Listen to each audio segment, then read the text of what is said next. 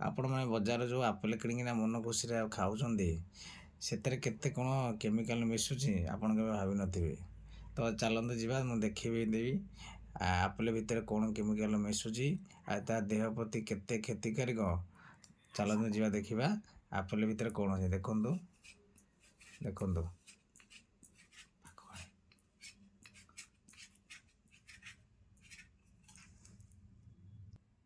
ଦେଖନ୍ତୁ ଦେଖନ୍ତୁ ଆପେଲରେ କେତେ ମହମ ମିଶୁଛି ଦେଖନ୍ତୁ। ଯଦି ଆପଣ ଖାଇବେ ଦେହ ପ୍ରତି କେତେ ବିପଦକାରୀ। ଦେଖନ୍ତୁ ଦେଖନ୍ତୁ ଆପେଲ ଆ ଭିତରେ କେତେ ମହମ ବାହାରୁଛି ଦେଖନ୍ତୁ ଆଜ୍ଞା।